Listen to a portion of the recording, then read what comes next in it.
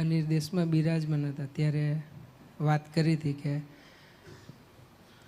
ભગવાન ધારક સંત જ્યારે ધરતી પર વિચરણ કરતા હોય ત્યારે એની ક્રિયા બધી મનુષ્યના જેવી જ હોય. એ મનુષ્યની જેમ જ ખાતા હોય, પીતા હોય, આરામ કરતા હોય કે ત્યારે એમને ઓળખવા બહુ અઘરા પડે. કે જેને એવા ભગવદીનો યોગ હોય એને જ એ ભગવાન ધારક સંતની ઓળખાણ થાય. તો એની એક સ્મૃતિ છે કે એક દિવસ સ્વામીજી આરામમાંથી મોડા પધારેલા. સ્વામીજીને આરામ જેવું હોય ને, એ તો માયાથી પરના પુરુષ છે, દેહથી પરના છે, એટલે એમને આરામ ન હોય. પણ એ દિવસે એવું દર્શન કરાવતા હતા. તો એ દિવસે અમૃત શિબિર પણ હતી.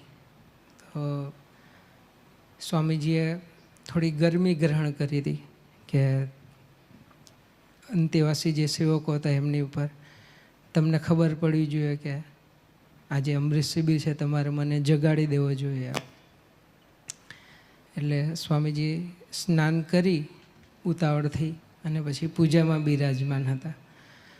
અને આજે આગળનું જે દર્શન હતું એ મને ખબર નહીં, અને મારે ભજન ગાવાની સેવા, અને સ્વામીજી જેવા પૂજામાં બિરાજમાન થયા અને હું રૂમમાં ગયો અને સીધું ભજન ચાલુ કર્યું મેં.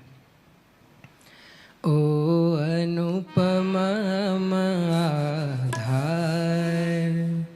તો સ્વામીજી તરત જ મને કહે, ઉભો રહે. ઓ અનુપમ આધાર, ભજન ગાવું હોય તો વહેલા આવવાનું, મને ઉઠાડી જવાનો, રૂમની બહાર નીકળો કે ત્યાં.